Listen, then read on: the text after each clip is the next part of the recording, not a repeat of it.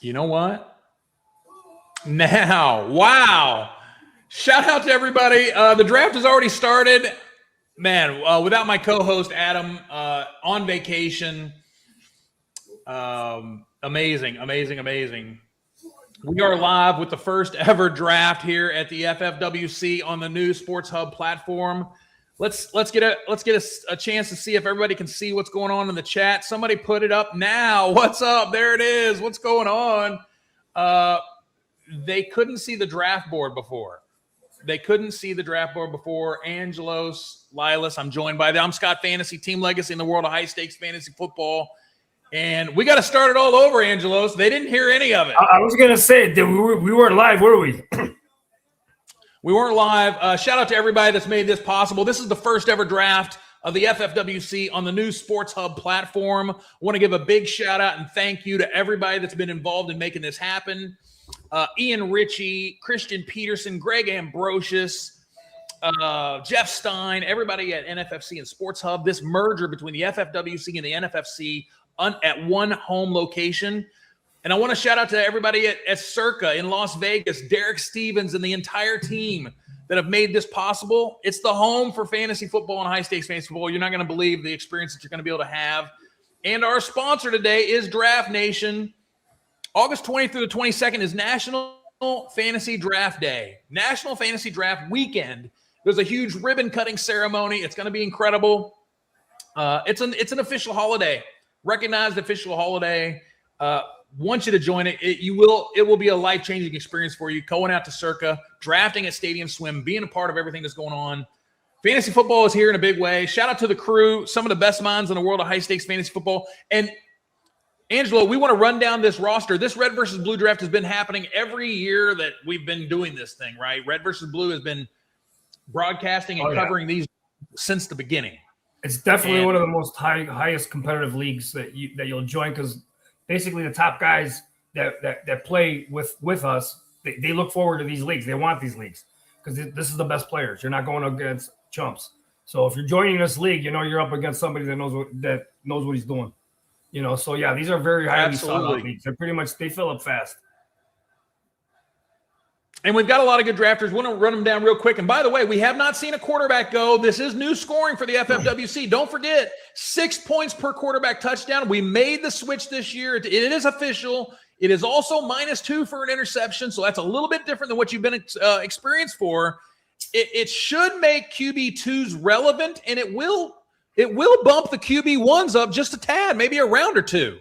You know what? For the thing is, for FFWC drafters, they're so used to that mindset of waiting on QB, they're not going to be used to that 6-point TD. I bet you some of these guys just learned that it's 6 points per TD.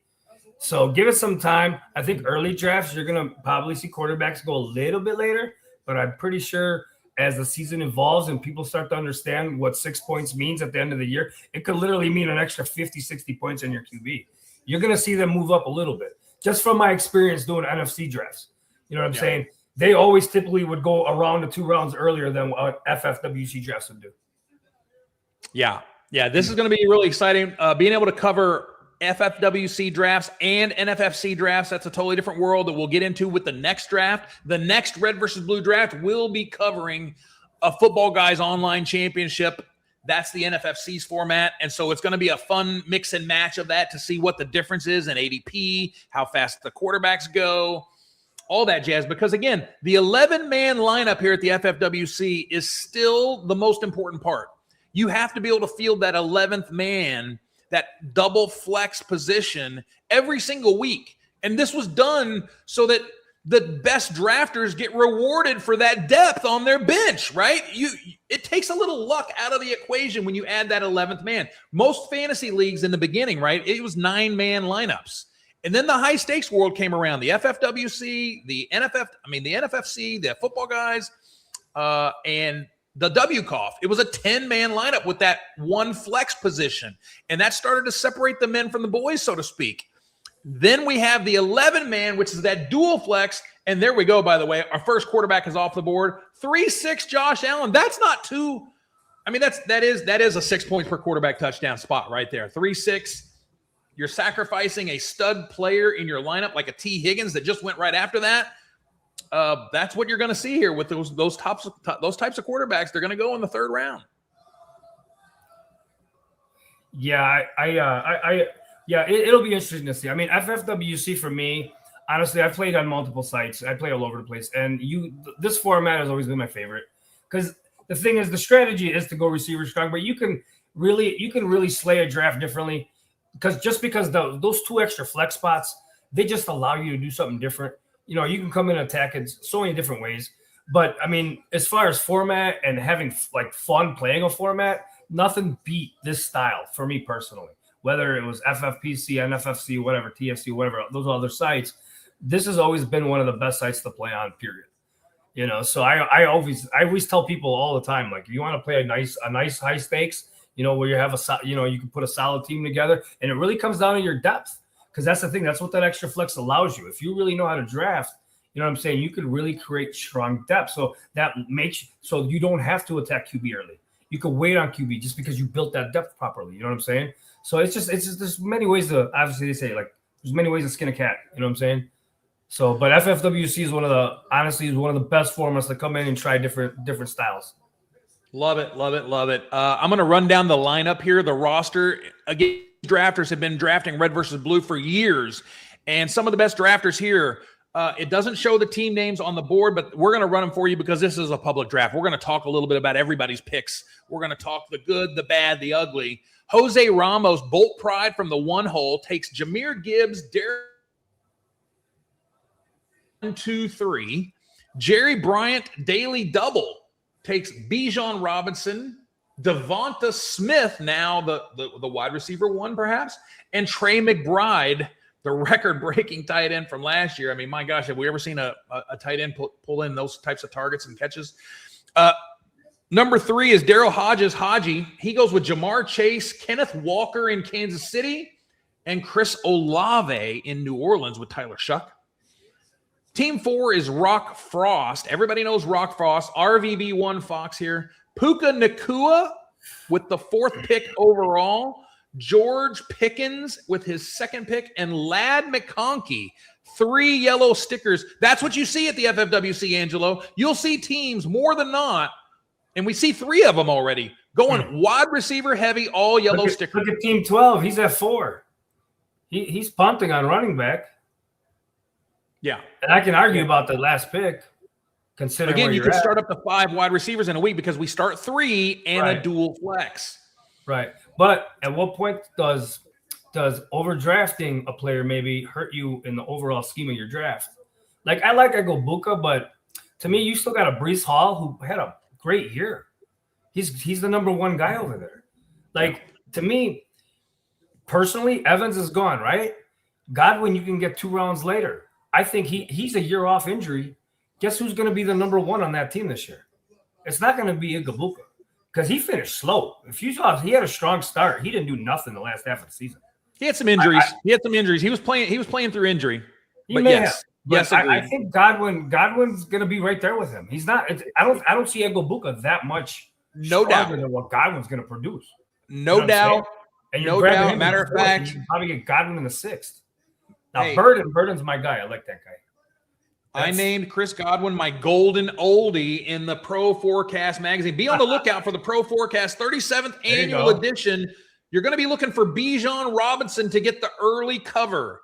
The early cover is Bijan Robinson. You can see the world champ on the check there, getting the check presentation. Scott Manchester, he did it.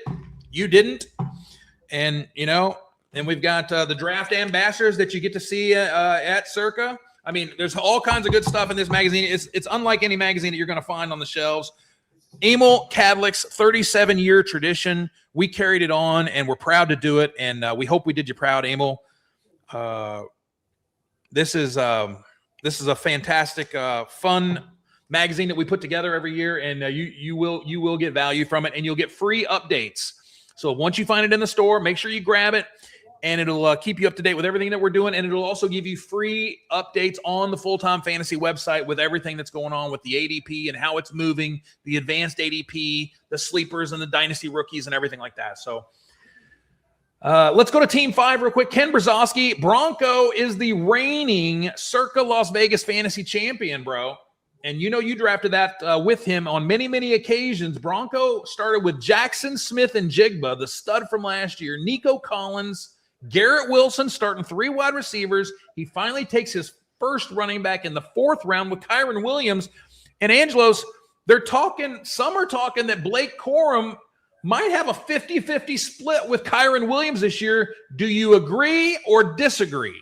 I agree. From what Blake Corum did last year to finish the season, how can you argue with it? I mean, the kid proved like, hey, I could play in this league.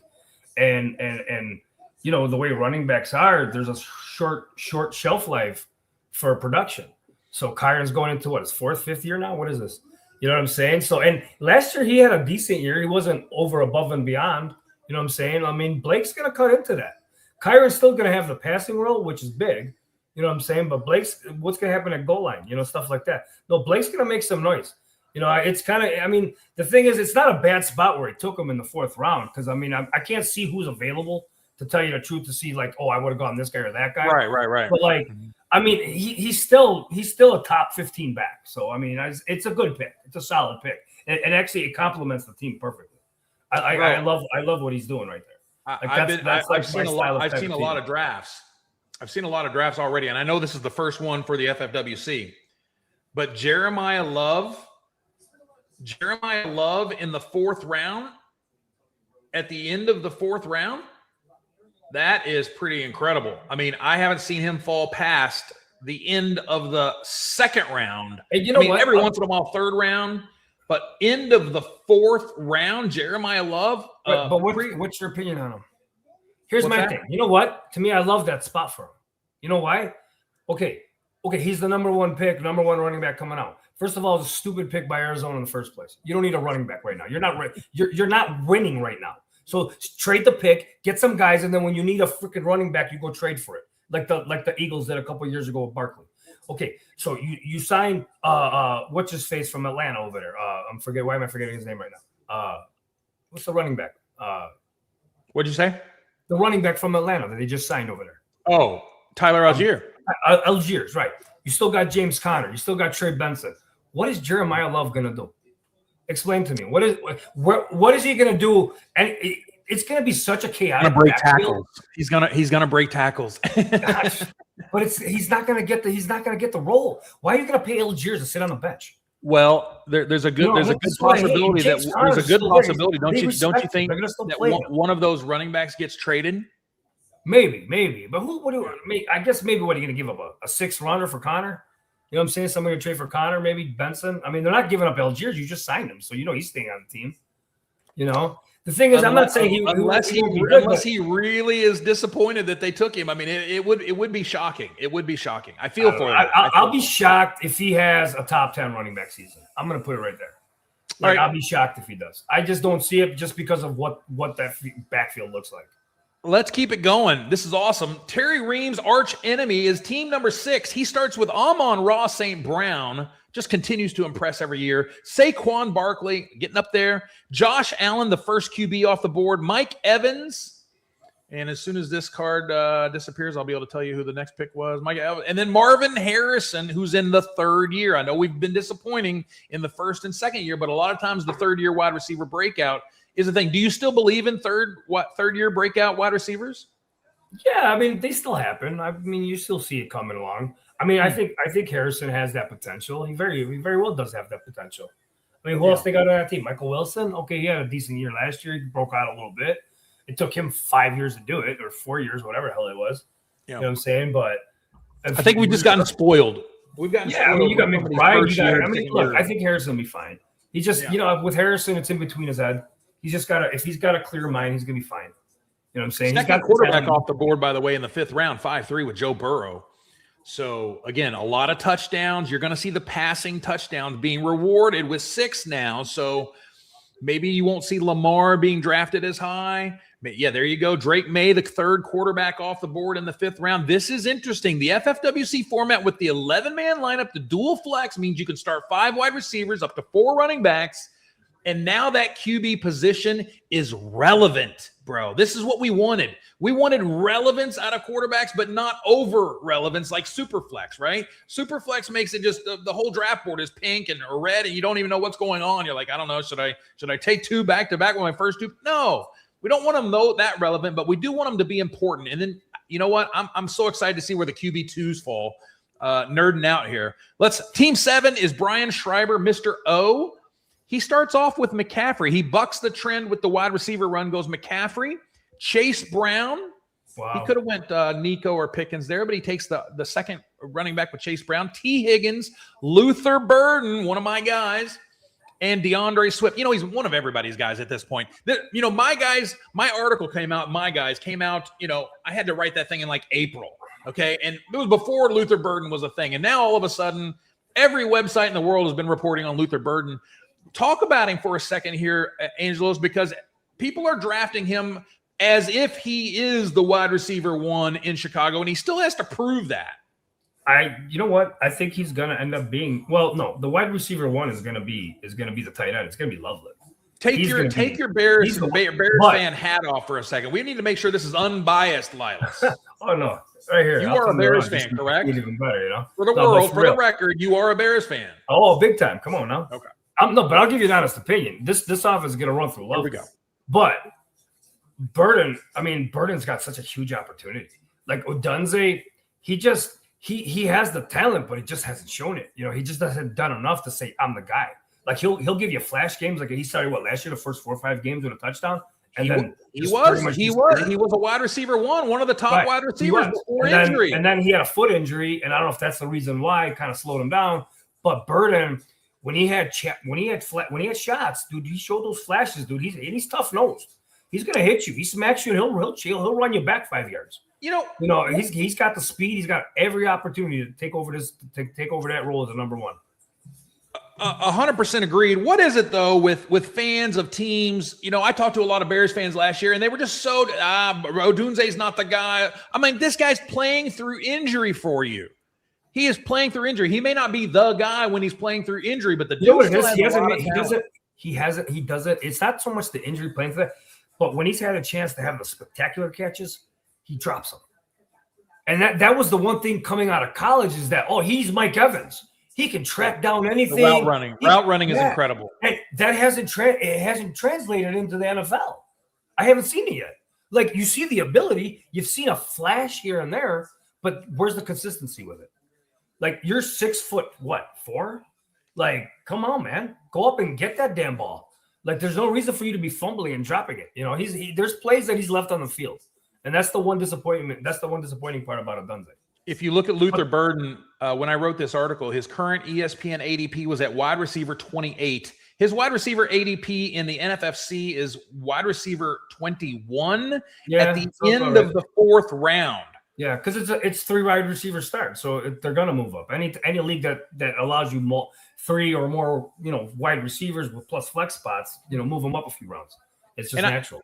And this is one of Ben Johnson's guys, right? He got to the team. He needed his Amon-Ra St. Brown that he had in Detroit, a slot weapon that he could count on. He didn't have that with Odunze or with DJ Moore. He has it now with Luther Burden. This is what he envisions for Amon-Ra St. Brown type of role. And there's 155 vacated targets there in Chicago, and that's what everybody's kind of frothing at the mouth. They're looking at the opportunity that comes with Caleb Williams. You have the quarterback. You have the coaching, ready to go with Ben Johnson, the creative play calling, and you have the 155 vacated targets along with his draft capital. I mean, you got all this thing kind of as a melting pot here for Luther Burden, and they're like, okay, I'm going to take him in the 4th round ahead of guys that you're seeing like Rome Odunze, Christian Watson, Brian Thomas, these bigger name, DJ Moore, Mike Evans.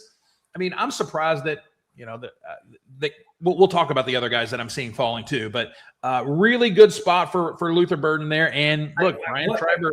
What is Team 1 doing? Sorry to interrupt you, but Team 1 is just lost. He's like, he's wailing through the sand like, I need water. Like, I like Parker. We'll talk about Team 1 again here in a little bit. Let's get through Washington. But why are you taking Justin Herbert? Well, let's get through the 12 here. Team so far, because you're on the end of the term. Probably you're on the you're on the end of the turn. You got to make it all the way back, and you're hoping for a QB1. I mean, I would rather take a wide receiver there, but let's give him a chance. You got 10 QBs that are the same thing right there. Hey, let's give him a chance to cook. You got 10 QBs that'll put up the same number. That could be a local pick for Ramo. He does live out there on the West Coast. Like I said, I can't see the board, so I don't know what's there. But like, I don't like what he's done there. I don't like that start at all. I mean, I like the Gibbs, but then after that, it all went to shit. But that's just my opinion. Look, I've played in these leagues too long. I tried to get cute and do this. It doesn't work. It just doesn't. Jay Wimmers 2691 says pretty late for Parker compared to NFFC. There you go. Yeah, because you had this like unusual QB run. That's why. When in the NFFC do you see in round 5, 1, 2, 3, 4, 5 running backs, 6, 7, 8 running backs go in a span of 10 picks? That never happens. You did get a little love here from Daily Double. Agree with Lila's Arizona picking Love was so stupid. Thank you. Just some things don't make sense, and then you wonder why organizations don't win. You know what I'm saying? Listen, if you didn't hear the intro, which it doesn't sound like we were going live there, my bad. Remember, if you post a comment in the chat, you will be included for a free prize giveaway for a draft later on this month. So make sure you do get known and seen in the draft, and shoot a comment. Tell us a team that you like or a dislike or a pick that you hate or love. We want to hear all the comments so we can talk about them. Team 8 is Greg Koch Skull Crushers. Greg's been around a long time, and he takes Jonathan Taylor at running back with Devon Achane, and then Colston Loveland, your guy, with the tight end 3 off the board. He could have taken a wide receiver 1 there, but he wants to lock down the tight end. That's fine because Loveland's going to be like a wide receiver. Then it's Devontae Adams, Cam Scatterbo, and Quentin Johnston. Okay. Now you might. I don't want to talk about pick for tat here with player analysis, but putting together starting with your first wide receiver by 4th round is a tough go with the FFWC format, but it has been known to work. It's just a little tougher out of the gate. You got to start at least 3. Team 9 is Aaron Duncan. WTF Jerry is the team name. Team 9, Aaron Duncan goes with CeeDee Lamb, Omarion Hampton, Malik Neighbors coming back from injury. Then we have Javonte Williams, Bashaw Tootin, Carnell Tate, and Jacoby Myers. What do you think of this start? By the way, Omarion Hampton is the guy that looks like he's creeping up into the end of the first round, early second. If you don't get him there, you're not going to get him. Yeah, it's Omarion Hampton. We're just talking about Omarion Hampton. Yeah, no, I agree with that. Are you still drafting over there? Are you in the middle of a draft? Because I know you do. Sorry, I was just picking. Yeah, that's okay. I would have gone a Chain or a Brown over Hampton. I like Hampton. I love him, but I'm not what a Chain and Brown have done over the last couple of years. There's no way I'm taking Hampton over those 2 guys. There's an article in the magazine called My Guys. I'm revealing one of my guys. I already revealed Luther Burden was one of the guys on my list. Second guy on my list was Omarion Hampton. My running back ranking is number 8 overall, and he's being drafted the RB7 here right now. You like him better in the magazine. Hampton is the bell cow back you're looking for in 2026. As a rookie, he showed real flashes, consistently handling around 18 opportunities per game, both before and after his fractured ankle injury. Let me just stop right there for a second. He comes back from a fractured ankle, Angela. It might not be the most serious of fractures, but it is still considered a fracture. He comes back, and he's still getting 18 opportunities per game. That is pretty impressive for any running back. I know all. I had 28 shares of Hampton last year. Him and Bucky were my 2 highest owned guys. So I know all about Hampton last year. Trust me. If he doesn't get hurt, it would have been a better year for me. It's also that offensive line that worries me. They got to get that thing straightened out too over there. Yeah, suffered a grade 1 pedal ankle fracture in week 5, returned to action by week 14. Now fully healthy with an improving offense, and Mike McDaniel is calling the plays. The same coach who turned Achane and Mostert into monsters in Miami. I'm reading this like a storybook to my kindergarten class. Hampton is primed to feast as the undisputed lead back. He's explosive, strong after contact, and a real weapon in the passing game. I'd take him over Saquon Barkley, Chase Brown, Jeremiah Love, Derrick Henry, or Kenneth Walker right now. This basically means he's your second round pick. Lock him up. I mean, second round for Omarion Hampton, you're buying, right? I mean, yeah, I like him in the second round. I mean, I'm not going to argue with the pick. It's just player preference at a certain point. Who do you like more, this guy or that guy? You know, there are going to be guys. People will say that Kamani Vidal is there. They'll also say that the running back in Baltimore that came over. What's his name? You know what I'm talking about? The fast guy. I'm forgetting his damn name. The fast guy. The fast guy, yeah, because he was hurt. Somebody in the chat help us identify the fast guy that came from Keaton Mitchell. Thank you very much, Jay Winters. Mitchell, that's who it is. I just know him as the fast guy. Jay Wimmers, man, I've been drinking too much coffee today. My brain's not working. Team 10, Andrew Palermo, Mr. Pink. Let's take a look at his squad. Ashton Genty, Drake London, Zay Flowers, Terry McLaurin, Travis Etienne, Quinshawn Judkins, Ricky Pearsall, and Josh Downs. It's a beautiful build. It's a beautiful build for me for the FFWC format. It's just very consistent. There's not a lot of risk taking here. I'm a big fan of this build for Andrew Palermo, and he knows the FFWC format in and out. Always the first to sign up for the Fantasy Football World Championship drafts. Let's talk about I like the running backs he ended up with, man. Fifth round Elliott and 6th round Judkins. I'd buy. I would definitely buy on that.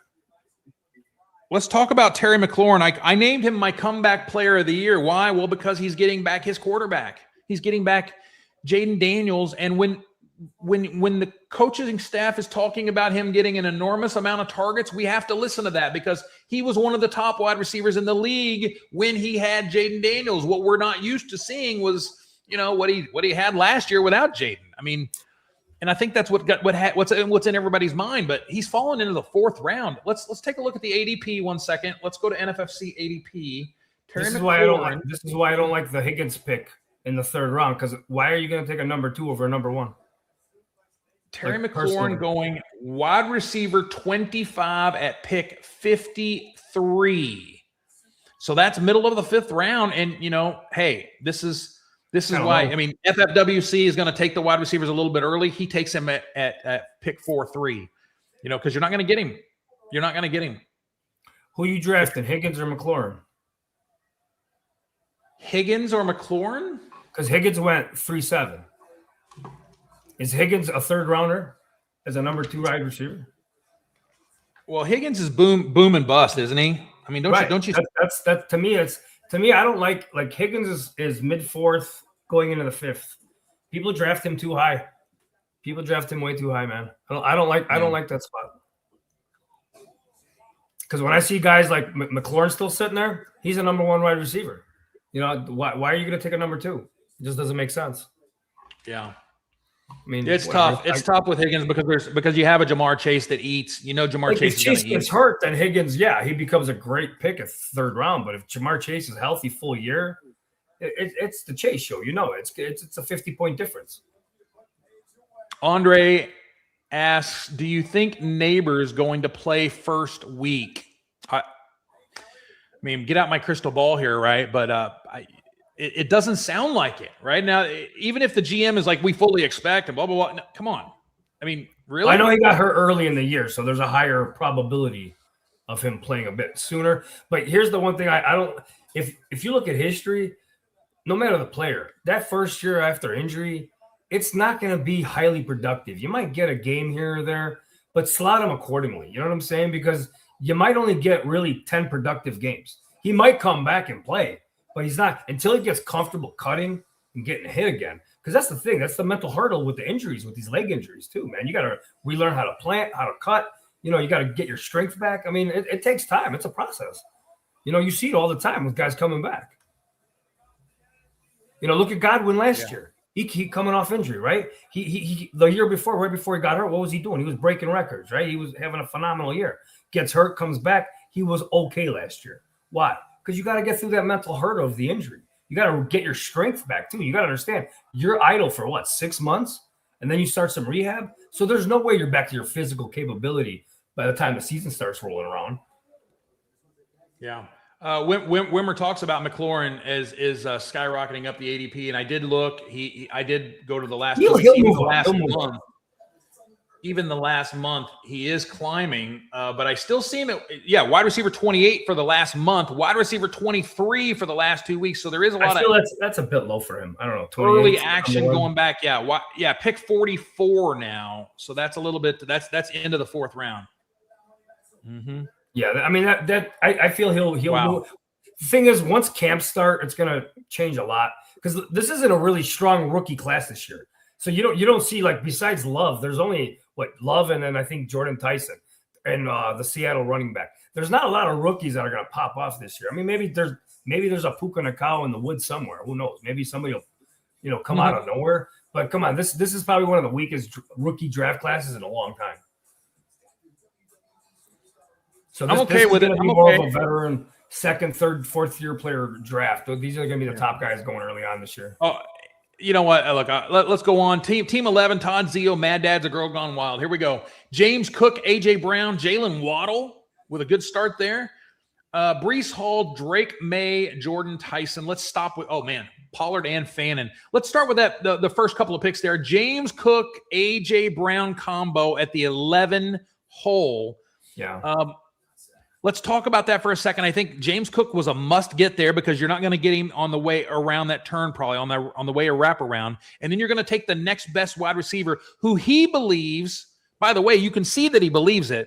Todd went with the A.J. Brown and Drake May stack. I've heard some people say that Tom Brady, Randy Moss is ringing a bell here for New England. Could A.J. Brown have that big of a season where he's just like, oh my gosh, he's what New England needed? Is it going to be one of those first-year excitement, have a great season type moments? Possible. You've seen it. Randy Moss goes to New England, pops off with Tom. You see certain receivers move on to a team, and then that first year. I'm expecting that. If you're taking him at 2-2, you're expecting it because you're. That's high. I wouldn't take him at 2-2 because I took him at 3. I took him at 3-1. That's a little bit considering the receivers that were there. He just, I don't know. He must have wanted that stat. But I'll be honest. I like the team up to his first 5 picks. Then it's questionable. I'm seeing the receivers that are available. I'm not sure I would go with a rookie wide receiver that's unknown on New Orleans. And then after that, I'm not high on Fannin. I mean, considering Pitts was there, Kraft was there, is Fannin really the best choice? And then really Pollard's old. Like, you know what I'm saying? Like, you got a Monungai, you got a Harvey sitting there. I don't know. I think you could have made this team a little bit different. Could have had a little bit more of a pop to it, I think he started off good, but then he kind of tailed off. You know what? That's what you have to have. You have to have, dissenting opinions here. I disagree. I love the Jordan Tyson pick. His ADP appears to be climbing, and it's one of those high risk, high reward options that may be better in a tournament format. This is a self-contained league of 12 where they're trying to win a seat into the World Championship next year. Right. This is a $199 FFWC Qualifier league of 12. And the winner of this will win a seat in the World Championship. Yeah, but he passed up on Sutton, Godwin, Parker Washington. That's okay. He's going for Tyson is below those guys. You can't tell me he's above those guys right now. It's just not being a rookie coming in. It's just not. It's going to take time. If he does pop off, it might not be till midseason. You know what I'm saying? I just can't see me drafting him. Do you watch any of the? Do you watch the Steve Smith podcast? I haven't. No, I haven't. No. No, I haven't. He straight up looked in the camera during the draft show when Jordan Tyson got drafted, and he said without a doubt, with the player comparison, he's better than Garrett Wilson. Okay, well. He's better than Garrett. He said without a doubt. Jordan Tyson is better than Garrett Wilson. And again, some people believe he's the best wide receiver in the class. And so you add him to but not every rookie comes in and just dominates the league, though. Well, it does happen. We've seen Neighbors. We've seen other receivers come in. But also look at the team he's on. He's not on a team that has dominant. You don't think the Saints are going to air it out? Who's throwing to him right now? Who's throwing to him? What do you mean? Tyler Stoll? Shuck's a promising player, bro. I don't know, man. There's just too many question marks for me, man.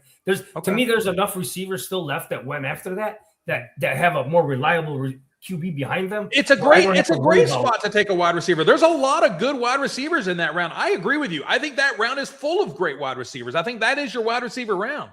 Every pick, every player, it's subjective. You know, I got mine, you got yours. Everybody's got their opinion. You know, this is just the way I look at it. So, yeah, but we'll see. It'll be interesting. It'll be interesting to see. Last 12 here, always smooth. Brian Nutt, Justin Jefferson, Rashee Rice. Still belief in Justin Jefferson, Rashee Rice, Tet McMillan, Emeka Egbuka. What a combo there. The running backs, you waited till your 5th round. What do you get? You get Bucky Irving. You get Travion Henderson. You get Blake Corum. I mean, let's just talk about that squad right there. Taking Rashee Rice with the risks that are associated with him coming out of jail, smoking on the Mary Jane, not being able to kind of control himself, obviously, because if you're violating your probation for the one thing you can't do, which is test negative on a drop, I mean, here he is not being able to control himself. Do you believe in putting your money into Rashee Rice at that point at 2-1? That's over excessive too. Yeah, no, I would not do that. No, that's just crazy. I mean, when's Mahomes playing? He's playing right away. Is there's any ramification? I mean, I feel like he might get suspended next year anyways with all the weed shit or whatever happened with him. Or maybe, I don't know. I don't see anything happening this year. I don't know why. But 2-1, I don't know, man. I don't know. I mean, Drake London's still sitting there. You still got a Chain and Hampton and Brown. To me, that's a very high-risk pick. It's very high risk. I like the player. Don't get me wrong, but I think he's more into the 3rd round. Yeah. He's more towards the back half of the 3rd, going into the 4th, in my opinion. I mean, it is a tournament pick, right? If you're going to take Rashee Rice, the risk. You're going for the upside. I just don't know if in a self-contained League of 12. Now, usually Red versus Blue is an online championship. But we wanted to make sure that the FFWC, these guys are learning the new draft room here at Sports Hub, the same draft software that the NFFC uses. And I wanted them to experience the draft room with a familiar, at least 11-man wide receiver heavy format and not throw too much change on them at once. This draft was the way to do that. A self-contained FFWC Qualifier League where somebody's going to win a seat into the World Championship. By the way, we're launching the World Championship with all new pricing, a higher grand prize, higher league prizes, and a higher championship round prizes, deeper championship round. I mean, the whole thing is bigger, bigger, bigger. So it's going to be exciting. Just you take my word for it. But this format right here, I wanted to make sure that they had it. It's not the tournament format, though. It's only a League of 12 that you have to beat. How does that change the way you draft, Angelos? Because, again, it's not a tournament. This is just a singular league, right? Qualifier Satellite, right. Yeah. So basically, you just draft to win your league. You don't worry about the rest. You just want to qualify. Just draft. See, the thing is, no matter what draft I'm doing, I mean, you take the best player available to you, who you think at that point. What kind of build do you want? I mean, I don't go into a draft saying, I'm going to do this, because then, you know what, things go sideways and then you got to pivot. So what I do is I just wait pick by pick. I see what's available to me. So if a team ends up becoming a wide receiver strong team, it just happened to happen that way because that's the way the draft fell to me. You know what I'm saying? Same thing if I go running backs. Sometimes you just listen to me. I'm not going to let a really good player go just because I have to do something. Because if you're doing stuff because you have to, that means you're chasing, you're following the board, which is not the right way to go. You got to learn to go. You got to learn to pivot and not do what everybody's doing. You know what I'm saying? You got to create something that's going to be different. So at the end of the day, you want to just put the best team possible, whatever it is, whatever that team, whatever wins you the league. Like high stakes, like when you're going for the bigger money, okay, that's fine. You can draft those a little bit differently where you're not looking to exactly win the league, but you're looking to put a bunch of young players that are good enough to get you into the playoffs. And now those young guys pop off at the end of the season. And now all of a sudden you got a championship team, Yeah. So you don't necessarily have to be the league winner to be a championship winner. Yeah, this is a nice draft. We're starting to see some quarterbacks go. Lamar in 10, man. That's criminal. Lamar in 10. They're talking about 6 points per touchdown, boys. 6 touch. I'm just saying. 10th round Declan Lamar, that's Doyle, crazy. you've got new play calling going on there. That scares me if I'm a Lamar drafter. It just, again, you remember when it was at first they were trying to figure out how to utilize Lamar. It took a little while for him to figure out what's the best way to make him tick with, attacking the defenders and the defenses that have maybe kind of figured out his game. And they decided on a specific method. And now, that coaching staff is gone, and here comes a new coaching staff. That always scares me. Any type of change scares me, and it should scare fantasy drafters when that type of thing is happening. If he was a young QB, maybe, but he's a vet. He's a good player. Good players figure it out. They got a good team. They should. I think they'll be fine. I don't think. I mean, we'll see. I mean, will it be what it was? Who knows? Maybe it'll be better. How do you know it won't be better? It's not like Lamar's a second-year QB, third-year QB. He's what, seventh, eighth year in the league now?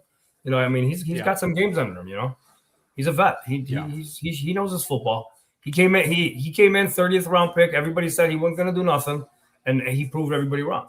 You know what I'm saying? I mean, he was a game away from the Super Bowl? I mean, he's been right there. So I mean, thing is, teams got to stay healthy around him. He's had a lot of bad luck with injuries and certain things like that. But I mean, to me, Dak Prescott off the board. You can have Lamar in the 10th. I'll take it all day. Caleb in the 11th. I mean, it's still like right now at this point, it's still worth it waiting for QBs. You know what I'm saying? Jaden in round 10. I mean, come on. How much more value are you going to get from Allen in round 3 when you're taking a Lamar in round 11 and in round 10? Think of the number difference. What, 30 points? And he got the draft Traytoria McMillan, and he got Jaden Higgins, who actually might be good, but still. I mean, you look at the the comparisons and like point differentials. It's not really, But I feel like as the summer goes on and these drafts start to go, you're going to see these guys move up. I just don't see them still staying super low. I think they're going to move up a round or so. Because I'm telling you, that 6 points makes a difference, man. It does. Believe it or not, that 6 points makes a difference. A lot of news coming out. I want to talk about a few of these players as this draft was going on. We're going to look at the first round. Let's start it right off the bat from the very beginning. Jahmyr Gibbs, Bijan Robinson. If you're starting the draft, are you quick rapid fire, Angelo? Gibbs or Bijan? First pick is Gibbs. I like Gibbs. First pick Gibbs. Okay. Yes, I like Gibbs. Yeah, first pick Gibbs. It's interesting because one team lost David Montgomery. The second team lost Tyler Algier. Who was the bigger red zone threat, Montgomery or Algier? Probably Montgomery. You say Montgomery? I think so. I don't know. Algier was a pretty powerful close. back. It seemed like he stole plenty of opportunities. I think they both stole plenty of opportunities. It's not that far apart. They were like neck and neck with each other. I don't have. Let's talk about the replacement. Let's talk about the replacement backs that came in to fill those roles. Jahmyr Gibbs gets Isaiah Pacheco, and Bijan Robinson gets Brian Robinson. By the way, if you're in a fantasy draft in your local draft and somebody, grabs the wrong sticker and puts Brian Robinson up there, are you going to make him hold to that and stick to that? Because sticker played, right? Sticker played is good, right? Funny. That's gospel. I mean, it's got to happen at some point. Brian Robinson, Bijan Robinson, you got to be careful with those stickers this year. But Pacheco versus Brian Robinson, who's the bigger fantasy threat at this point in their career? Probably Brian Robinson, because Pacheco can't stay healthy. See, my one knock with Pacheco, I remember when he came out as a rookie, his rookie year, he's fine. And I had him on a team and I traded him away. He's never going to stay healthy. He's too violent of a runner. You know what I'm saying? And he just takes too many hits. And maybe Detroit might be different for him. But overall, I mean, I don't know, man. I mean, I guess, because I was thinking about what you're saying right now, because I took Gibbs twice and I took Robinson at number 2, and I'm like, is really Gibbs? Isn't maybe Robinson's the better overall running back, considering because who's behind them? I just feel Detroit overall is the better team, and I feel like with Montgomery gone, Gibbs will really show who he is, and Pacheco will be there. That's what I think. And I think Robinson will somehow find a way to have a bigger role than you expect it to be. Just because there's not really much behind Brian Robinson either.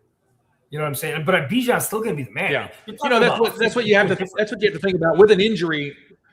I think you have to handcuff both of them personally. You have to handcuff both of them, and I think we just saw Bijan Robinson team 2. Jerry Bryant handcuffed Brian Robinson, and Pacheco was taken at 11-12. So, but here's the thing. What do you like? But honestly, at the end of the day, what are you arguing about? Maybe a 10 to 20 point difference overall by the end of the year? Is that really big? Look, if both of them hit, whether you take them first or second, you're fine. 15 points is not going to make the difference between whether you win or lose a season. That's you just like to get it. You just like to get it right. When I have the number 1 pick, I don't want to lose. I want to hit. No, I 100% agree. You just don't want to get the guy that gets you 250 instead of. So let's talk about then. Now that the running backs are off the board, it seems like there's a group of wide receivers that you can kind of take your pick from. These next 3: Chase, Nacua, and Njigba. Is that the right order? Chase, Nacua, and Njigba. I think that's the most popular order, but is it the right order? Like for me, there's a lot of questions.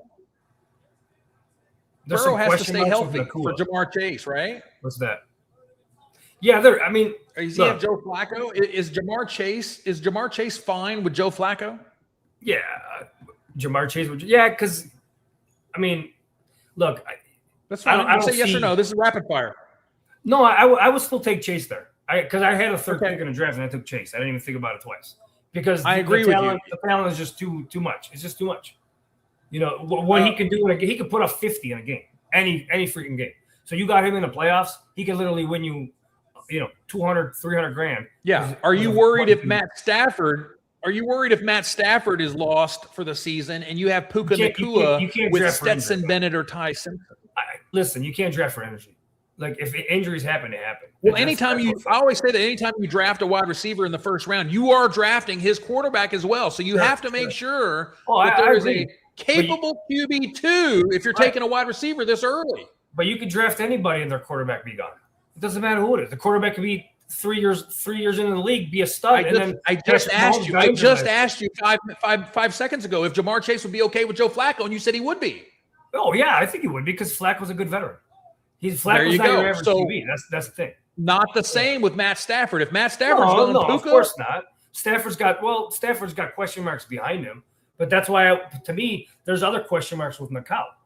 I heard he's had some head problems. He entered rehab or I don't know what's going on with him. There were some weird rumors with him. So I don't know if he's mentally all there this year. And tell you the truth, to me it's safer. I'd rather go a Chase or a Jackson Smith before I go in Nacua. I just something makes me nervous about that guy this year. There you go. Jackson Smith and Njigba with the monster season last year with Sam Darnold. They paired up really well. I think that has to be the pick there.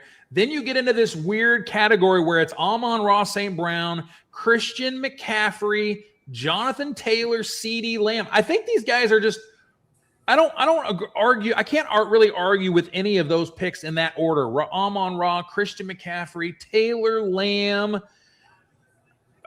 You can't really argue with a lot of what I'm seeing in the first round. Then it goes to Genty, Cook, and Jefferson. Now, if you're taking Genty there, you are projecting that Fernando Mendoza is making that team much, much better because Genty did not deserve a first-round pick last year. Yeah, he didn't play. He definitely didn't play up to par, but that's also maybe Bowers didn't play up to par. The whole team didn't play up to par. Carroll was the freaking worst hire they could have had over there. The whole team sucked. So how does somebody take a Genty? How does somebody take a Genty? How does somebody take a Genty over a James Cook? What did you see out of James Cook? Because expectation. It's the second year as a younger player. He's going to bounce back. New coaches. They hired a smart coach over there, so there's possibility. Who knows? Is Genty going to rush for 1,600 yards? That's what James Cook rushed for last year. Yeah, no. I wouldn't. I would take James. No, you're right. I'm not arguing with you. I would take Cook over Genty averaged 3.7 yards per carry and basically came down every time that somebody arm tackled him. He went down. Those guys drug him down, just like we kind of thought that might happen. Look, 55 receptions is what you're banking on out of Ashton Genty. You're banking on the fact that he's a PPR weapon, right? So maybe he goes, rookie quarterback. Maybe he gets to 65 or 70 catches this year. Maybe that bridges the gap because James Cook is a better player. bigger built 100% for the agree. NFL? 100% agree. No, I agree. The thing is, for me with Jetty, I mean, I'd probably put him behind Barkley. I mean, I wouldn't take him. He's a second rounder. I get it. He took him in the first, but on potential. But that offense is still so unknown. It's got too many moving parts still. I mean, Bowers had an amazing rookie year, came back and was completely awful. Now you got the rookie coming in. You got Kirk Cousins over there. I don't know who the hell's going to start. The receiving core is what it is. There's no like complete standout. You know what I'm saying? The best player on that offense is Bowers. So as far as Gentry now, like we'll see. The offensive line was patchwork. I mean, it was what it was last year. I mean, that's a big part of running backs. So, but I mean, I think he'll be okay. But yeah, I mean, if I'm picking there, I mean, I see other options I would go with. 100%.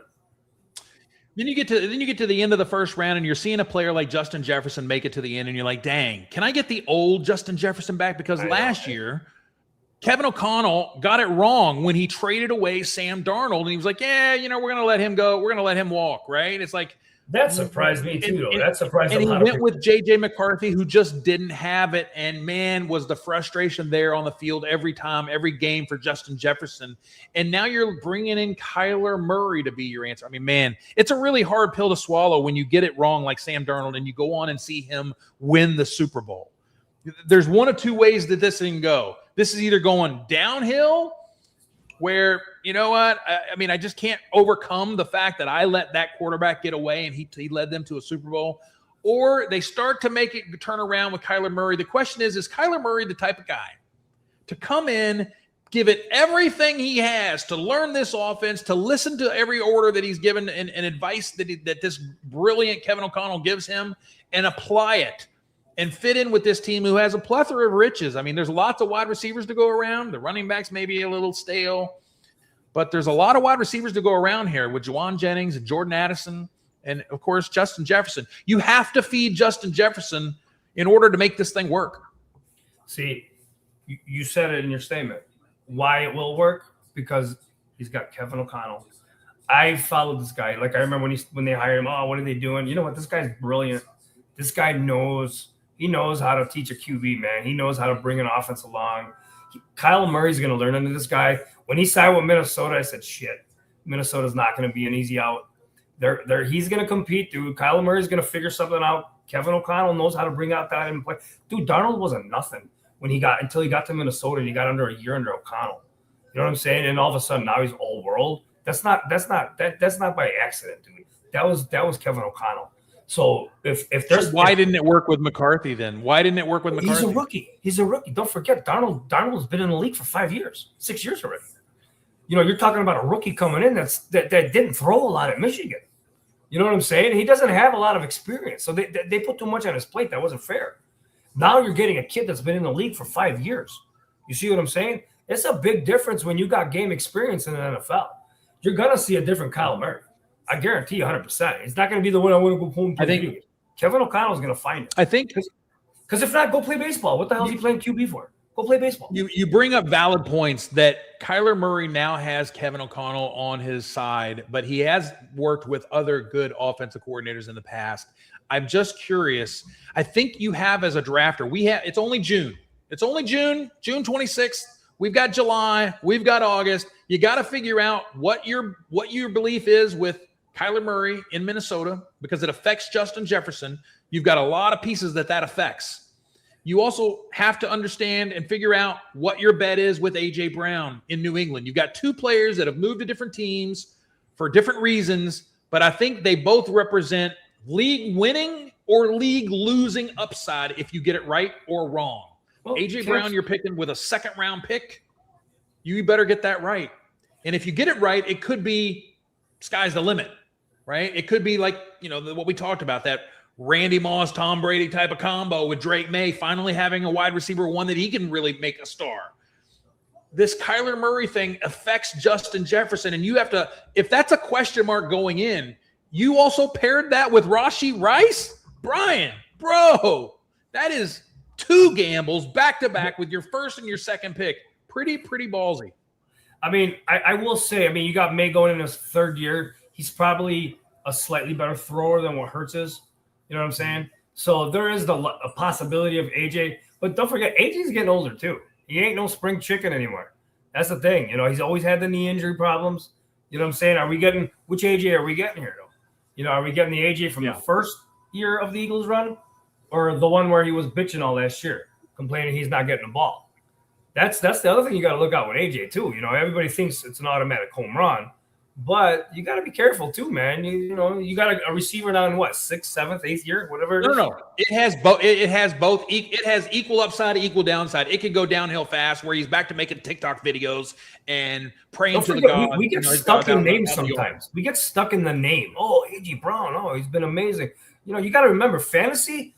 It's just like NFL, not for long. You know what I'm saying? But by the way, whose passing arm do you trust more, Jalen Hurts, or Drake May? It's the best quarterback that he's ever had. I would say May because he's more of a thrower.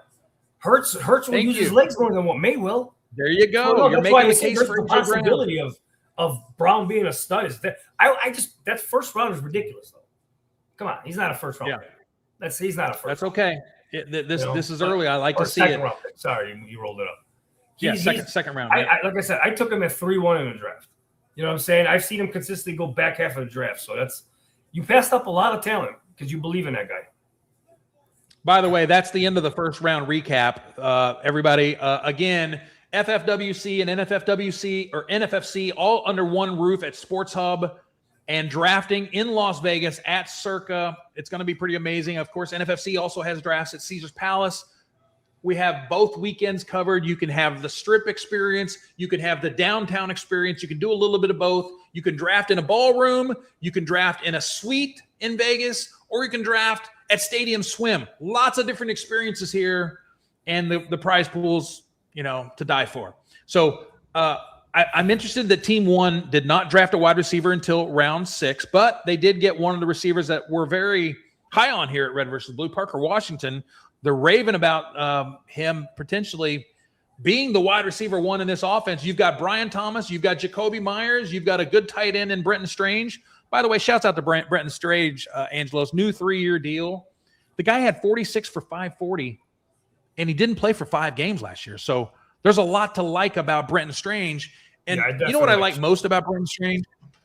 Brenton Strange? Let me show you right here. I'm going to pull up the magazine again, the Pro Forecast, 37th annual magazine.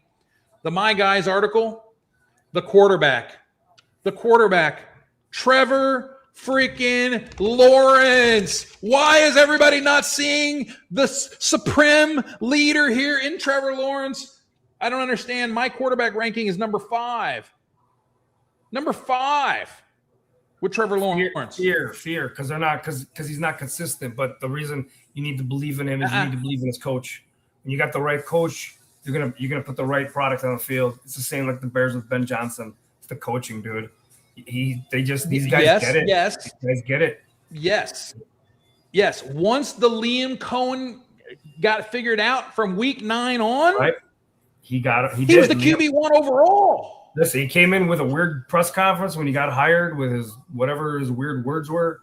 But this guy knows football. He finally unlocked the golden locks of Trevor Lawrence. Football, he finally unlocked what he's capable of. Believe in it, man. A lot of times when you look, fantasy can be real simple. Go look around the league, find the best coaches, and believe in what they do. And guess what you're going to have? You're going to have a pretty good, solid season. It is. It's just facts. Look what he was at Tampa Bay. Look what he did to that team over there. You know what I'm saying? He was there for a few years, and all of a sudden, these no-name players are coming out of nowhere, producing left and right. I should change the ADP numbers that I was pulling up with the NFFC ADP tool. And yep, right here, quarterback 8 for Trevor Lawrence. Still not getting the respect when guys like Caleb Williams, Jaden Daniels, Justin Herbert are all going in front of him. I mean, look, it's fine. QB 8 is fine.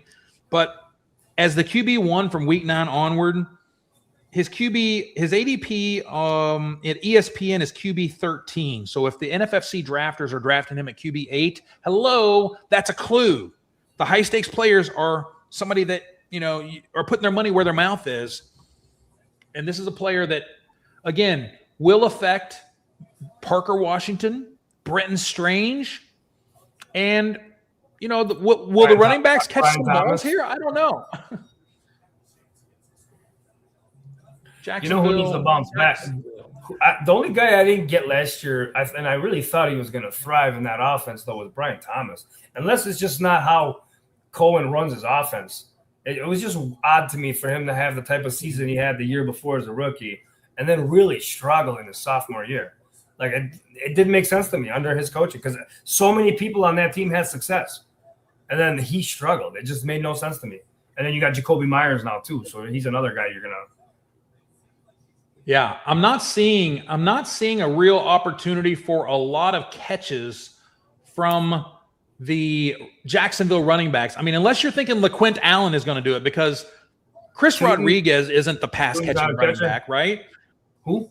He's not a pass catcher. No, Rodriguez. No, he's a tough nose guy. He's a goal line back. He's not tough nose, hard nose. He was never drive it forward type of guy. Bayshaw too. Who caught 10 balls last year. Who is the pass catcher on that team? Unless he just doesn't throw a lot to the back. But he threw when he was at Tampa Bay. Bucky and Rachaad White caught a lot of passes, though. If I remember, dude, Rachaad White was catching passes left and right. That'll be interesting to see how that role fills out. Yeah, no, there's not a lot of running backs catching the balls in Jacksonville, so it's going to go primarily to those wide receivers and to that tight end and Brenton Strange. Where did Brenton Strange go here in this draft? Let's see. Wait, there he is. There he is. First pick of 12th round. First pick of the 12th round. I like Strange. I like Strange last year.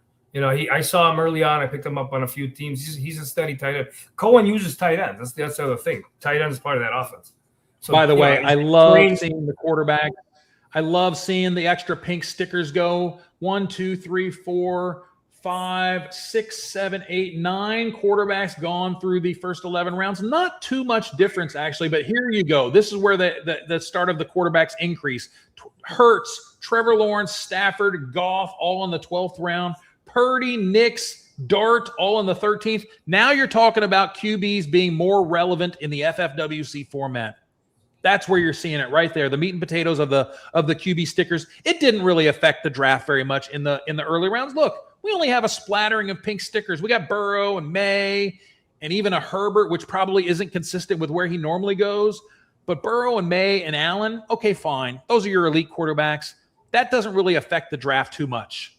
It's the meat and potatoes in that 11, 12, and 13 round where there's a little bit more quarterback action going with the 6 points and 2 points penalty for the interception. It's kind of you're gonna go with Murray and Love as your two main guys, huh? That's interesting. Murray and Love. Where did I can't because you rolled it up. Where did Allen go? Who was what? There he goes. 3-6. Okay. Team 6. Sorry. That's tough, man. Yeah, Jackson Dart. The thing is, when I go into a draft, I still want to come out with some confidence in my QB. And it's not that I don't like either of those two guys, but those two guys are my backups. They're not my starters. I mean, I can't go out of a draft saying Kyler Murray and Jordan Love are my number one guys. I just can't do that. That's just you're expecting way too much. And I just think it's just not going to help you out in the long run. It's just not. Okay, you got to be a little bit more aggressive than that. Wait until the 14th round to grab your first quarterback. That's a little bit too much. It's time for the report card section of the draft, and we have to get through these. We've got 12 teams to review with 4 rounds to do it. So let's make these reviews and recaps rather succinct. Be brief, be bright, be gone. Angelo, Team 1, Gibbs, Henry Bowers, Jeremiah Love, Montgomery. Wide receivers are Parker Washington, Jalen Coker. By the way, he went wide receiver heavy because guess what? He had to. He's got to get something right here. He's got to hit gold in one of these guys at least, or maybe 2. Coker, Naylor, Concepcion. Interesting. Denzel Boston. He's taking both of the wide receivers. One of them is more of the flashy guy in Concepcion. Boston, the bigger guy. So interesting. He's trying for it. He's trying to fix a problem. He knows he has a problem with that wide receiver. But he's saying, you know what? Let me figure this out. Let me hit gold in somewhere here. Keon Coleman, Tank Dell, Travis Hunter. Give him a grade. What do you think? I'm not a fan of the build. I said it earlier. I'm not in these leagues. You can't do a four running back start, tight end, and 4 running backs and a tight end. You just can't do that. You're not going to get far. He's got too many question marks at wide receiver. There's too many number 3, number 4, number 5 receivers there. You don't even have a number 1. Parker Washington is not even a number 2 on his own team. You know what I'm saying? It's Brian Thomas and Jacoby Myers. So you're starting off as your best receiver as a number 3 guy. So this team right here, D+. I can't do better than that. I mean, it's just it needs a lot. It needs be brief, be bright, be gone. Right? I'm thinking I'm with you because wide receiver 2 and wide receiver 3 are both an issue here. Even wide receiver 1, you can't really call Parker Washington a 1 until he shows something. Right? He has to kind of prove it. And so he's got questions all up and down the aisle here at wide receiver. That's going to be a problem. It's going to be a problem, a big problem. Okay. It's not the running backs that went late. It's not a death sentence, but he's got a lot of work to do. D-. Here we go. Team 2.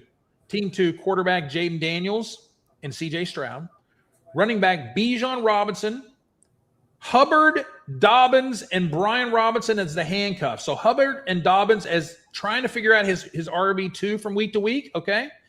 Wide receivers are Devonta Smith, Odunze, Brian Thomas, Wandale Robinson, and Romeo Dobbs. Let's give a shout out to Wandale Robinson. He could be the sleeping giant. Wide receiver 14 last year, drafted as wide receiver, what? On average 45? I don't know. Let's take a look at this ADP here. Where is he going? Wandale is going, that was a different situation for him last year. Wandale, yep, wide receiver 46. Let's give this a grade. What do you think? With Trey McBride does help make up. Anytime you go tight end early, it kind of hurts. By the way, we didn't give Team 1 any credit for taking Brock Bowers. Again, there's extra points there that are going into your problem positions because you are beating everybody at the tight end spot. So it does help a little bit. I feel this team was a missed opportunity. Like it's okay. I don't like its running back depth at all. You know, he's going to really need a lot of running back health. Like Robinson's really the core of this team. Like these other guys, he's just going to have to find some guy to fill in when he needs it. You know, obviously Dobbins' injury history, Brian Robinson being a secondary player. Yeah. But overall, like Brian Thomas, I think missed opportunities with taking a higher chance with Williams or Wills or damn stupid thing. Where am I at here? Yeah, I just feel like there was a missed opportunity with a Marvin Harrison or Jameson Williams, or even adding one of the running backs that ended up going a little bit later. But yeah, this team overall, I say C+. I'm not, it's okay. It's got potential, but I think it still needs a lot.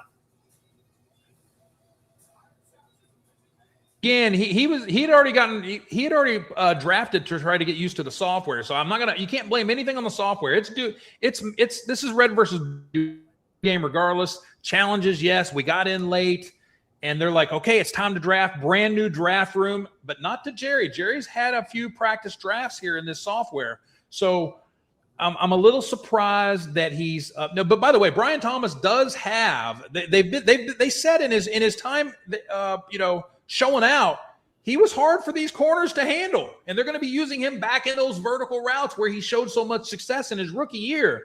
So can he be a wide receiver 3? Absolutely. And then Wandale and Dobbins can absolutely contribute. From what I saw, though, and what the possibility of what Marvin Harrison can do possibly and Jameson Williams, I just like their potential. Fair enough. Like their upside. Fair enough. I think you're right that he did need to fire away at a couple more running backs late here because, again, Hubbard has some competition now finally. I mean, are we finally going to see something here out of Jonathan Brooks, who everybody has been waiting for several years? J.K. Dobbins is well past his prime, and he has competition all around with Jonah and Harvey there. I think Coleman is actually the better running back of those three. And so got a little bit of work. But again, anytime you go tight end early, you're going to feel it a little bit more than the other guys. So I respect you, Jerry. C- grade for me. It's just hard to make a team in FFWC look good when you go tight end early. So hence the tough grade. It is, dude. I've learned that, man. It's as much as you think. It's but those points, the points don't care about what you look like, bro. Those points, Jerry's going to love it, and so is Jose. They're going to love having Bowers and McBride. Those extra points make a big difference when you're talking about a stud wide receiver type in your tight end spot. Here we go. Team 3, Christian Watson, Pittman, and Wilson as your wide receiver group. Burrow as your quarterback. Your running backs are Harvey and Marks.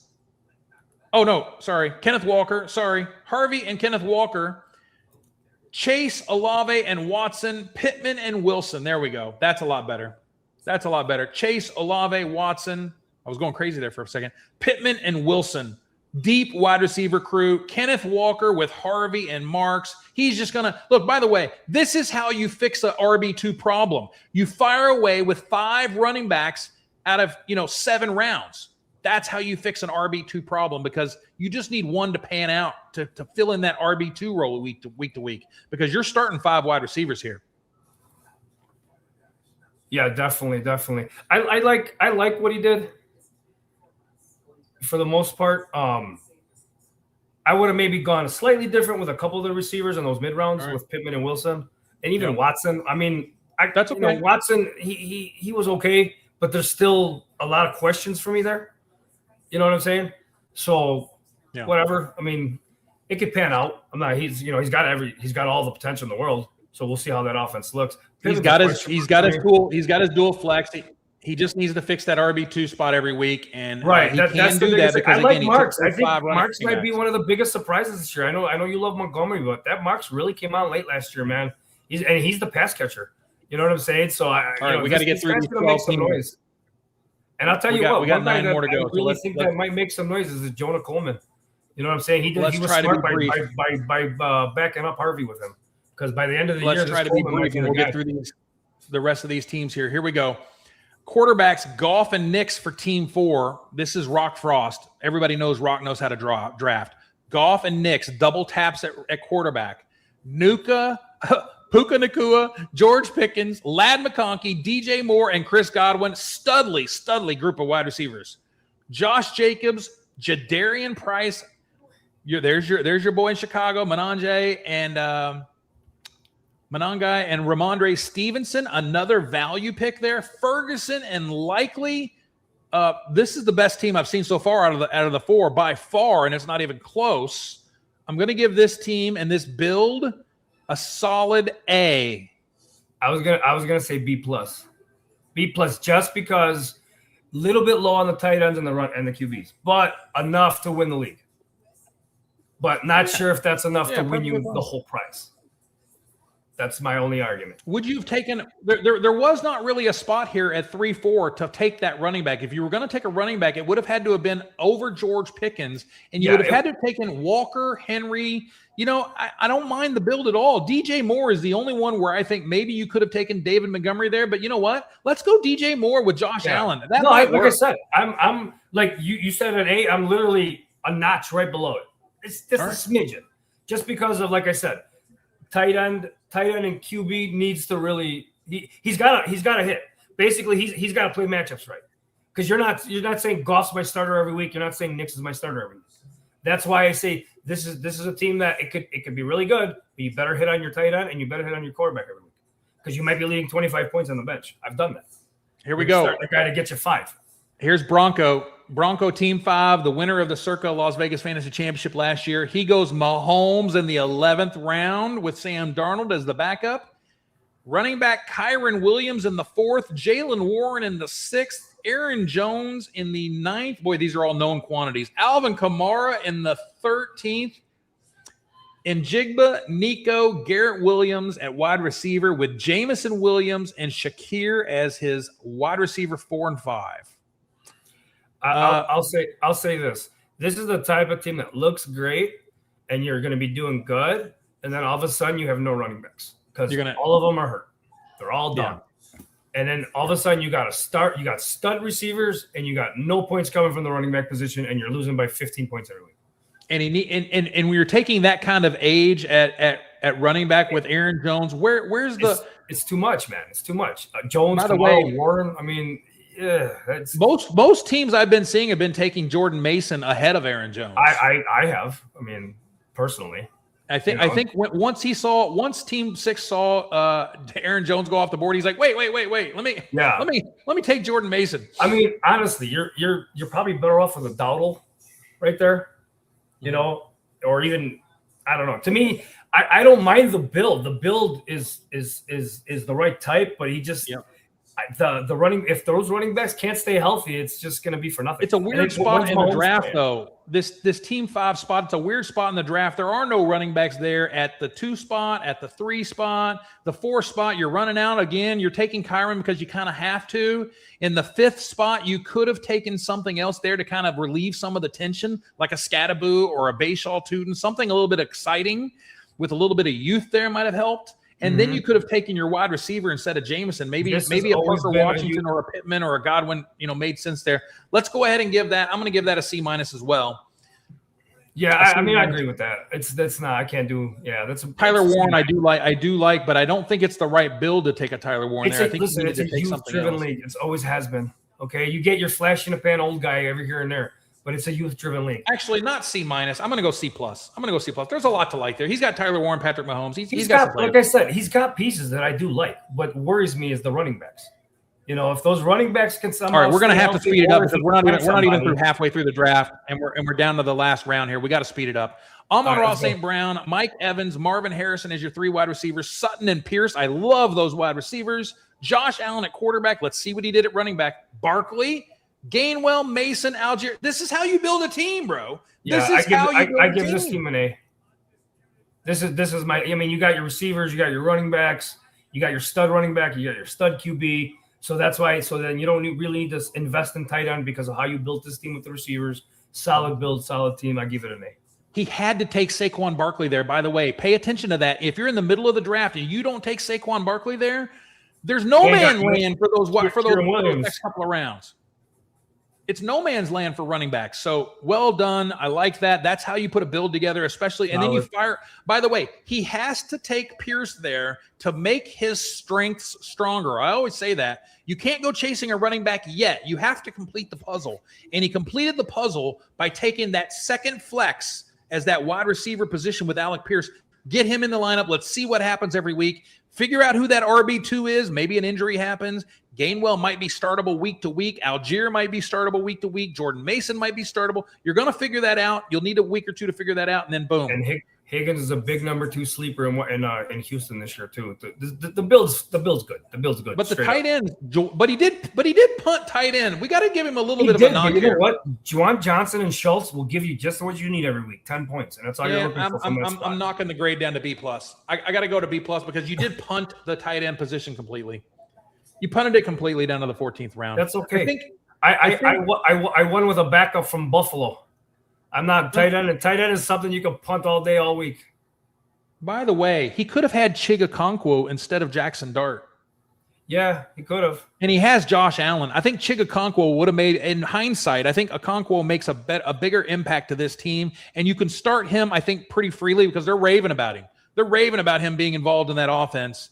And maybe Juwan Johnson ends up being that, but we've kind of seen that game and rerun I don't know how many times. So I'm going to B+. He's a steady tight end. I mean, he's not going to blow up, but he's going to give he'll be all right. He's an 8 to 12 point tight end.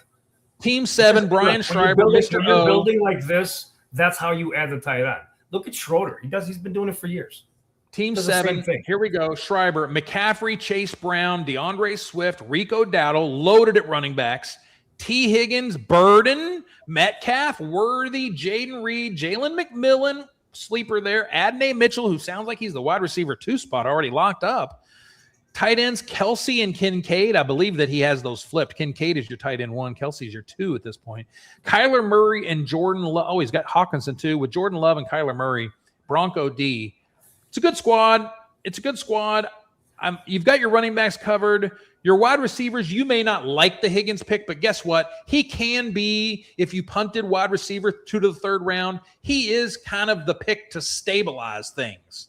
He's the stabilizing wide receiver out of all those that you could mention, maybe even McLaurin. McLaurin might be that stabilizer there, but I'm okay with Higgins. Burden is exciting. Metcalf, but you know what? He catches you some touchdowns, makes up for it as your wide receiver 3. Worthy is a total wild card at that spot. And maybe he pans out. Maybe this is the year it pans out. But anyway, it's a solid squad. I think he did okay. I'm gonna give it a B. I would say I would say probably right around a B, maybe a notch below, like a B- maybe, because I feel like this is the type of team that 1 week you'll be like, holy shit, I put up 190. And then all of a sudden you put up 85 points. You know what I'm saying? Because of the players, like Higgins is not consistent. You know, he hasn't been consistent. He's got to stay healthy. He's always had an injury problem. Burden, I love. I think he's going to be good. Swift, you got 2 players from the same team. That's always tough. Metcalf is unknown. Worthy, we'll see. He'll be okay, but he's not an explosive player. Same with Reed. You know, so I like the team. Like I said, it's a team that'll compete. It's a top 6 team, but is it a top 3 team? No. Yeah, I'm okay with it. I'm okay. Here we go. Next up, Greg Koch and Skull Crushers for team number 8. We've got his quarterbacks down here at the bottom. Your guy, Chicago Bears' own Caleb Williams. I'm painting my nails right now. Matthew Stafford. Running backs Jonathan Taylor, Devon Achane, Cam Scattaboo, Zach Charbonnet, probably not ready for a while. Tank Bigsby. Wide receivers, Devontae Adams is your 1. Quentin Johnston is your 2. Stephon Diggs is your 3. Why does it still say New England there? Jordan Addison is your 4. Oh, we're hurting here, bro. We're hurting here. Why? I love this start too. His start was great. You first pay that price for Loveland. You know you're going to pay, and you know this is the problem. You can't take Loveland if you faded and punted wide receiver in your first 2 rounds. You can't. You had to take a wide receiver in one of those picks because now you're down to Adams. And by the way, okay, but why Scattaboo there? Where's your wide receiver? Oh, they're gone. Yeah, they're gone. Because you punted. Yeah. You punted. So now Quentin Johnston is your 2. Oh. I mean, look, the first 5, they stay healthy. Diggs is your 3. Is that a mistake? Is that a mistake, by the way? Was that? Did Diggs get signed and I don't know about it? What happened? No, that's way too high for Diggs. He's not on any team right now. I don't know who he's going to play for. But Quentin Johnson, like, he's okay. Steelers were named the ideal landing spot for Stephon Diggs, so maybe he's trying to pair something going on here. I just don't know. DK and Diggs, give me a break. You got to flunk his wide receivers, bro. The rest of the build, though, guess what? He's hitting on his other picks. He's hitting on Loveland. He's got Caleb and Loveland stack going on. Yeah, no, like I said, I love his first 5 picks with Caleb. I like, but his depth his starting 2 running backs are going to be monsters. The best running back duo in this draft. He's got a great flex in Scattaboo when he's healthy. He's got Goddard as a potential flex. He just has a problem at wide receiver 2 and wide receiver 3. Did he get any other bullets here? Like, I would have taken way more bullets down here at wide receiver. Where are the bullets? I would have gone Higgins easily over Goddard. I mean, I would have gone at least 2 or 3 receivers over Goddard. Because look at Kincaid went like 3 rounds later. Kincaid is better than Goddard. You need some bullets. You need a Zachariah Branch down here. You need a Jeremy Bernard down here. You need a Deshaun Stribling down here. You need some bullets, some darts. This team had potential. He lost it as he went along. It had potential. That's the hardest part. It's always easy to draft early on, and then Yeah, I mean this team is But by the way, you don't realize until you start drafting, you don't really know how hard the wide receiver build is going to be. But you know this is FFWC, and taking your first wide receiver in round 4, it's always going to be tough. Yes, it is. It is. You got to find the right balance. Like I said, it's all talent related. You know, if the running back's just too good, I get it. But like you gotta draft these leagues a certain way. Yep, I'm gonna go D. I was gonna say D. Yeah, D. I can't go higher than that. All right, here we go. There's just too many questions. We're going to talk about his quarterback here, which, again, this is how you draft an FFWC team, right? You take your quarterback in round 11, Dak Prescott, fine by that, right? Running backs, Hampton, we love. Javonte, Tootin, you're fine at running backs. You got a couple flyers and Rodriguez and Emmett Johnson down here. Maybe you need to take another flyer down here. Wide receivers, Lamb, Neighbors, who we don't know if he's going to be ready. Carnell Tate, you're taking a rookie who might be your wide receiver 2. What is going on, right? Jacoby Myers is now your wide receiver 2 until we figure out what we're doing with Neighbors and Tate. Mekhi Lemon is a rookie. We don't know what to expect there. What are you doing? Where's the stability on this team, bro? This team had so much potential, and that's what bothers me with it. Like this Carnell Tate. I mean, you got Godwin sitting here. You're taking Tate over Godwin. That doesn't even make sense to me. Even Parker Washington or even Cortland Sutton's better picked than this kid. No, you know what I'm saying? To me, there's a lot of, but he left a lot to be desired. By the way, he did try to fix it with the Myers pick. That gives you a little stability right there, okay? But he's got too much question marks with Neighbors, who we don't know when he's going to be ready. And Yes. Carnell Tate, we don't know if he's going to be the guy or if it's going to be Wan'Dale Robinson. We really don't know yet. Yep. And same with Kittle. Kittle's no guarantee early on. And then you follow that up with a Mekhi Lemon for upside. I get it, but that's a tournament pick. You've already got a tournament pick in Tate. Now you got another tournament pick in Lemon, and you got a tournament pick in Neighbors. So, yeah, I agree. It's like I said, it's a team that has potential. By the way, Kittle is injured too. Kittle's injured. He's not going to be ready. Yeah, I can't go higher than a D+ for this team. What'd you say? D+. D+. I can't. I mean, there's just too much. There's just not enough there. I tell you what, though, I am going to give him respect for the Hampton, Javonte, Tootin, Dak. I love late, the start. Pitts, Especially if Neighbors plays. The Myers pick the Myers pick may save him from the D category, and I'm going to give him a C-. I'm going to give him a C- because the Jacoby Myers pick was so crucial to stability. He needed some stability. He got it, and he's taken some flyer upside. He needs to just rethink a little bit. The Kittle pick, very unnecessary. You already paid a premium for Kyle Pitts. Take another flyer at a wide receiver. You know what? A Jalen McMillan would have been nice there. A Jaden Higgins would have been beautiful there. I love Jaden Higgins there in the 10th round. That would have been nice. I make me feel a whole lot better easily on a few of these other teams that passed up on. Like, I would have gone Higgins over Goddard easily. There we go. All right, next up, Andrew Palermo, Team 10. Trevor Lawrence is his quarterback. I love you, brother. I love you. That's how to do it. Ashton Genty, Overcooked. I know we're going to disagree there. Travis Etienne, great value. Great value in the 5th round for Travis Etienne. Wait, I'm sorry. Achane. That's his name, right? How did we get that wrong for so many years? It's Achane. Unbelievable.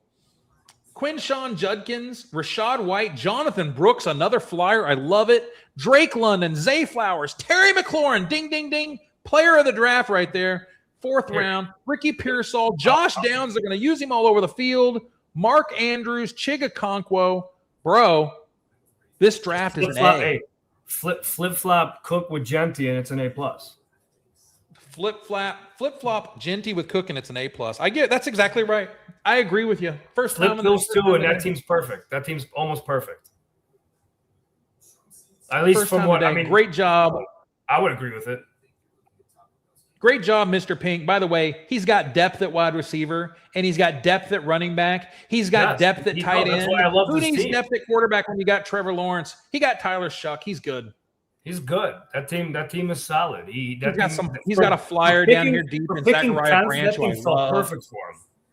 By the way, Zachariah Branch is turning heads in Atlanta, bro. That's an interesting little pick to pair with Drake London in case something happens. I love it. Zachariah. You know what? He's not going to get drafted, but you know who's going to end up? You'll watch as the season goes on. Xavier Thomas on the Bears. You watch. Ooh. You watch. That guy, he might not have the receptions, but by the end of the year, he's somehow going to have 8 touchdowns. And it's just about finding his games. You watch, whether it's on the return game, receive. They're going to use him as a running back, dude. They were using him as running back in camp. Xavier Thomas, biggest surprise, Bears wide receiver, 4.28 40 out of Mississippi State and LSU. He's gonna make more noise than people realize. He's actually a great 20th round flyer just to put on your team. And is he your stashing cash, Angela? I could say I don't know who exactly it is, but I just feel like he could be. He's one of them. I can tell you that much. I mean, when you're picking Team 11. Team 11, Todd Zio, Mad Dads of Girls Gone Wild. Here we go. Drake May. We already talked about it with the New England stack. Drake May, Jalen Hurts in the 12th. What a combo. James Cook, Breece Hall in the 4th. Tony Pollard, Keaton Mitchell, Tajay Spears, Isaiah Davis. Okay. He's taking known names. These are people who you know. You know these guys in and out. Yeah. You know what they bring to the table. A.J. Brown, Jalen Waddle, who they're raving about. They brought him in they traded for him. They didn't just – this wasn't like a free agent and best available. They traded for Jalen Waddle. Jordan Tyson is that flyer upside pick that I talked about. We talked about it earlier. It's a tournament pick. You didn't like it, but you know what? He's got extreme. I like the player. I just don't like it there, considering what went after him. Jawan Jennings, Trey Harris, Deshaun Stribling, He's got a little bit of everything here. Harold Fannin, who, by the way, was an absolute monster last year. Again, they brought in a bunch of wide receivers to kind of take away a little bit of that target volume. But Harold Fannin is still probably the best player on the field. I'm kidding you not. He's just that good. Yeah. I'm going to give this draft my top tier. This is an A. I don't see anything he did wrong. For me, okay. So this is the way I look at it. Like, you could be right, but I like his first five. First five solid. Can't go wrong with that. Hit home run balls on all 5 picks.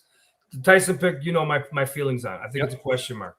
Pollard, I think there's potential there with either a Gainwell or Monangai. Who knows? Yep, Fannin, yeah, you like him, and I get it. But look how many tight ends are still sitting on that board.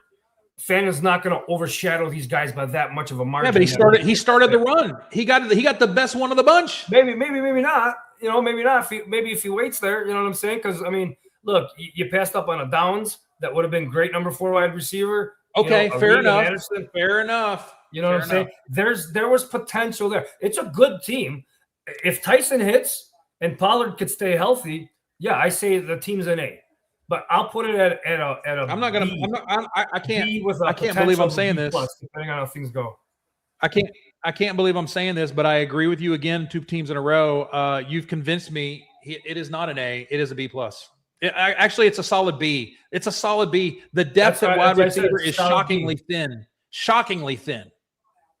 Because look, we don't know. And Jordan Tyson that does have questions of durability and health. That is his biggest knock. And you're taking that as your wide receiver 3. Right. You needed to follow that up with a couple more wide receiver bullets. And let me ask you this: are you comfortable with Keaton Mitchell as your number 4 when you still had Woody Marks? And here's the biggest problem. Here's the biggest problem with this lineup, and we've said this before. Anytime you take a quarterback and a tight end in your first 8 picks, you're hurting for certain in the FFWC format. Yes, I agree, 100%. You can take one or the other, but you can't take both. If you take both, you've just got a draft for dough, man. You got to nail everything.